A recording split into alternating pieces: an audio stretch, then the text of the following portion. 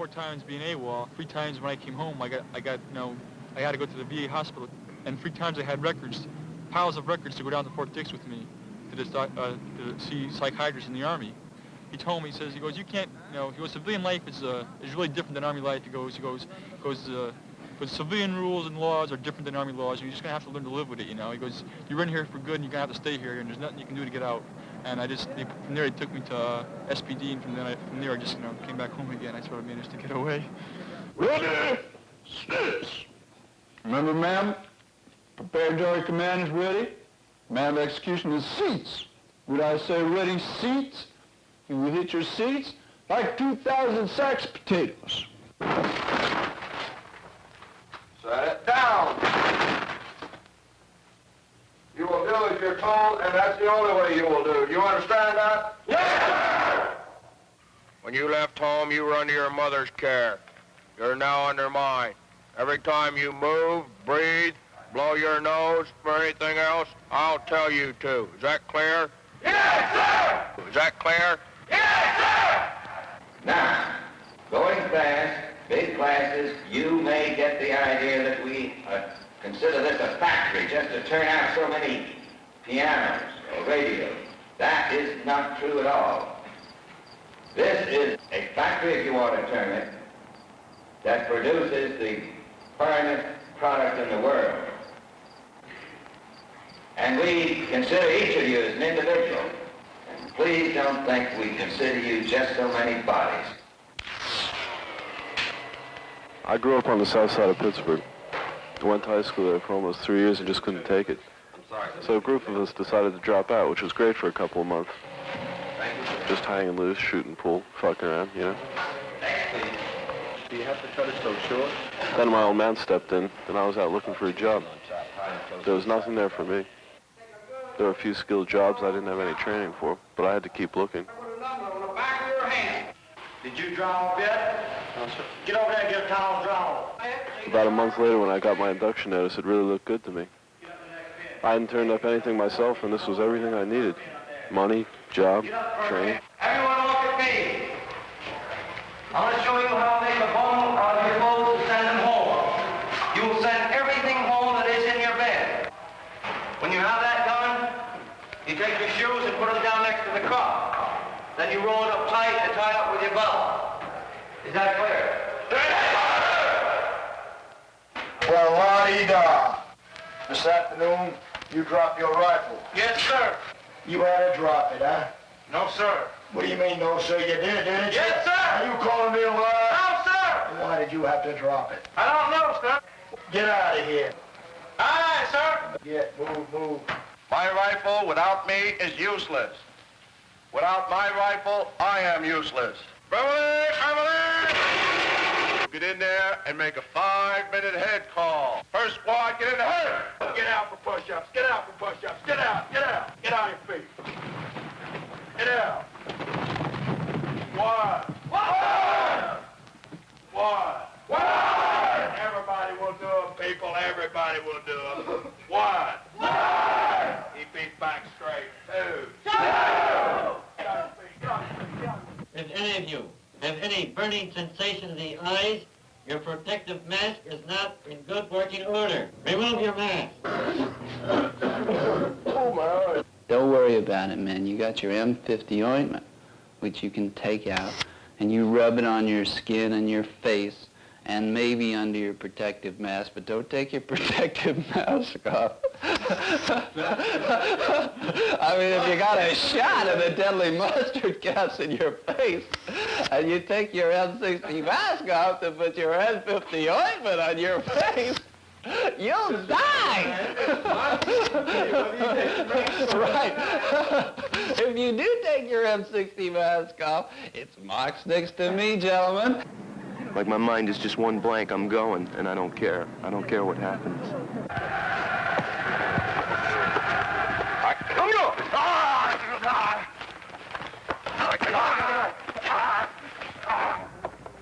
Good afternoon, men. I'm Tech Sergeant Thurman. You people are out here today for your 3rd phase of bayonet training. Now remember one thing. On the bayonet course, we only teach the art of killing, and that's all. On guard! what I like to see, a little man get out here and do something. That's all it takes. It's not how big you are, it's how good and aggressive you are. All right, you two get out, give me two more. Each man will take one knife, one fork, and one spoon. You will put in your right hand. You will hold a tray with both hands. The next thing you see will be a cup. You will put it in your left hand. You will not talk. You will march straight in, and when you are down at the end of the line, you will go to a table. Basic training has a purpose. It breaks us down until we're ready to do everything the military wants us to do without any questions. Swallowing the shit and taking the petty harassment is called obedience. Disobey, ask the wrong questions, step out of their line, and they throw us in the stockade. We have no say in what we do, and there's only one way to do things, the way we're told. The military's basic training program is pretty clever. It isolates us, keeps us exhausted all the time, keeps harassing us, and keeps us from talking to each other about the political purpose of our army. It's the only way the military can be sure of us, that we'll do their work without question.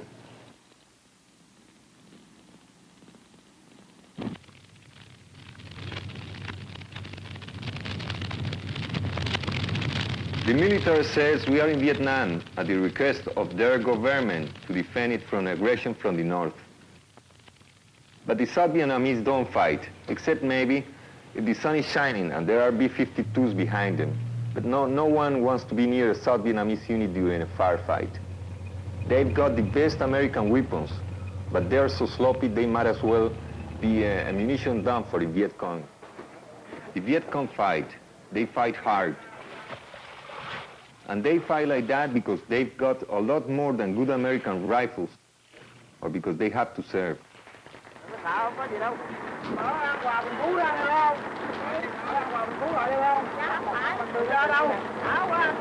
Fight like that because you know why you are fighting, because you believe in it. The Viet Cong are fighting for the right of the Vietnamese people to run their own country.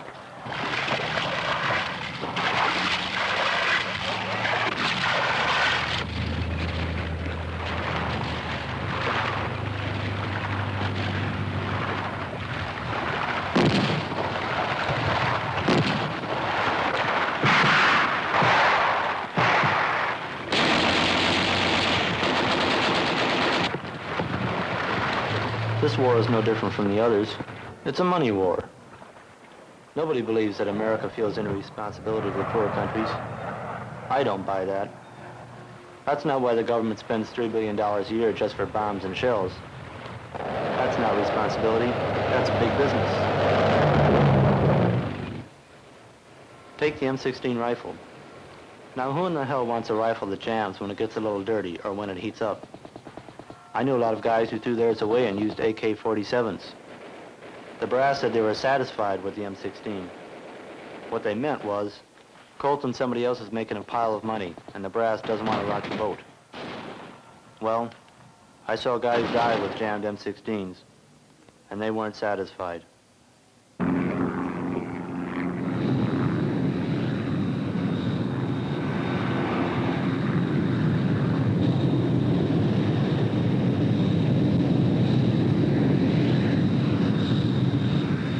There are about 100 B-52s serving Nam, and each of them costs the people around $8 million. And every time it drops a full load, there's another 60 grand.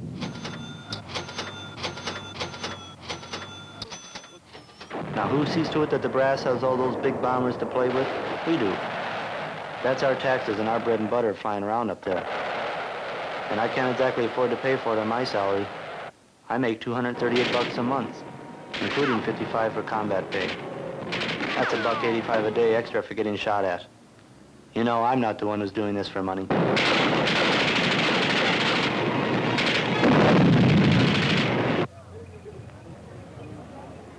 The officers are the only ones who've got it made. When they get back, they've got the soft jobs waiting for them as managers and executives in the same businesses that are cleaning up from the war.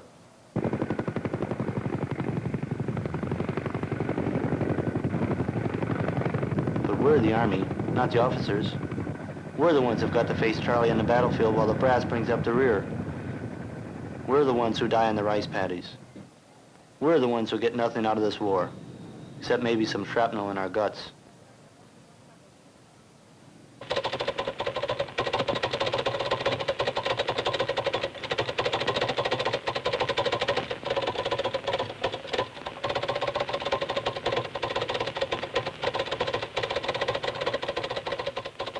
Vietnam is only a small part of a world market.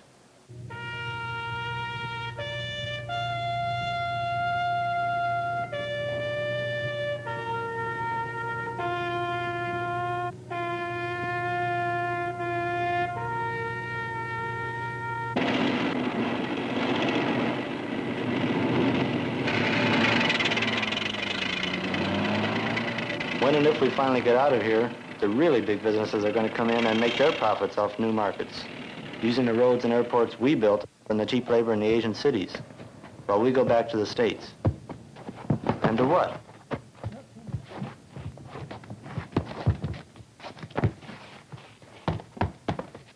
What kind of job have we been trained for? A cop?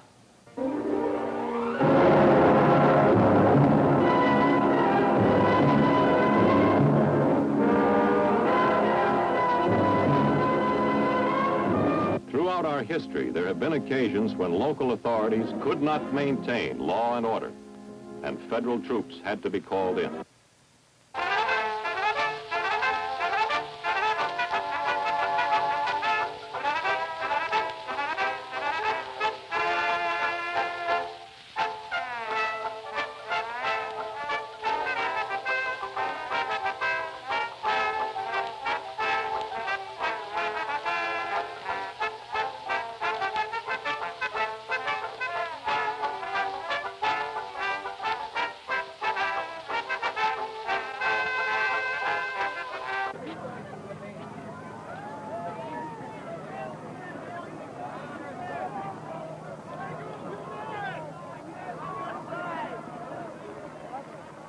I've got no business in Vietnam, and I've got even less business marching in this city.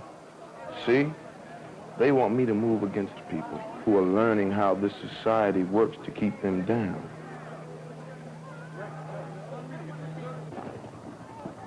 When those revolutionary brothers begin to demand control over their communities, the man wants me to protect his bullshit irrelevant institutions. People are waking up to the fact that this is a racist society, that it doesn't do anything for the people, that it doesn't listen to what they have to say. People are beginning to understand that they have a right to expect their government to serve them. And when they discover that it doesn't, they also have a right to do something about it. And when they start doing something about it, the shit gets too heavy for the cops to handle. That's when they call us in to be the cops, to put our brothers down. Men who have the power in this country are isolated from the people. They use them to get what they want, which is money. Those are the men whose businesses we're supposed to protect when the people come to burn them. Nobody is about to ask us whether we think we should be there. We are ordered in there, used like a club to keep the people quiet. And we know whose hands are swinging that club. The same big businessmen who use the army to open up markets around the world. These are the guys who need the cops and the soldiers. People are waking up to the fact that they're going to have to fight for what they want. And as more people wake up, the man is going to be looking for bigger and bigger clubs until the whole fucking country becomes one-armed camp.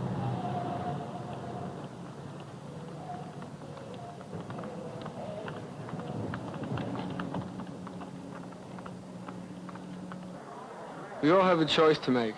The guys who order us into Nam, who need 3.5 million troops to put down resistance wherever people are struggling against American exploitation, are the same guys who create the misery here at home. Whether we're in the service or not, the choice is the same. We serve these guys silently or recognize them as our true enemy and responsible for the oppressive conditions they create. These men will do anything to stay in power. That's why they try to keep us divided. Whites from blacks, men from women, civilians from soldiers.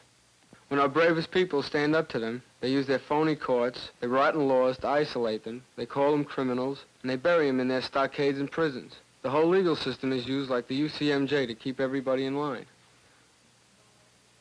But the Army's Uniform Code of Military Justice, which is nothing more than legal blackmail, wasn't enough to stop over 250,000 GIs from going AWOL last year. A congressional group has voted to bring contempt of Congress charges. We can pretend we don't have a choice, but we'll end up doing guard duty over our brothers in the pound. More and more of us are standing together against the brass. We're not alone.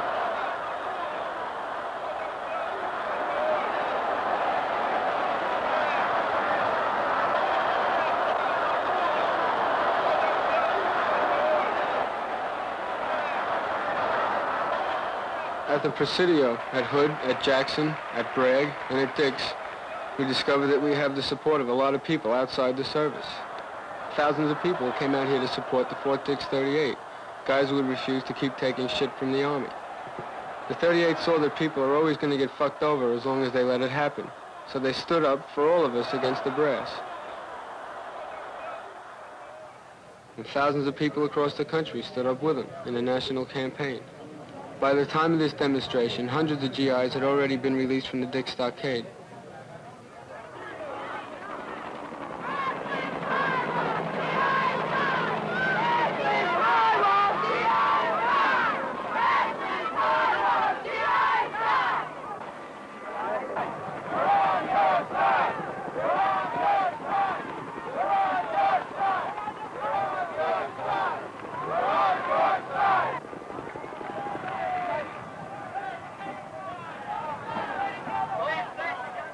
The brass is uptight.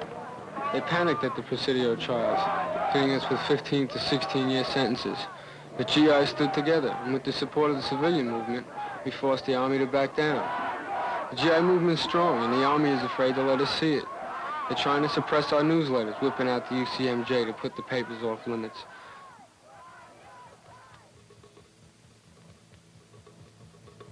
People are finding out how all their different struggles are actually the same fight against the same men. Black and Latin people are fighting in their communities. Poor miners in Appalachia, steel, auto, and transportation workers in every big city are striking against their bosses, and even against their own unions. College students are fighting against the Army and big business who control their universities. High school students are fed up with being humiliated and held for 4 years. The GI's fight is part of these struggles.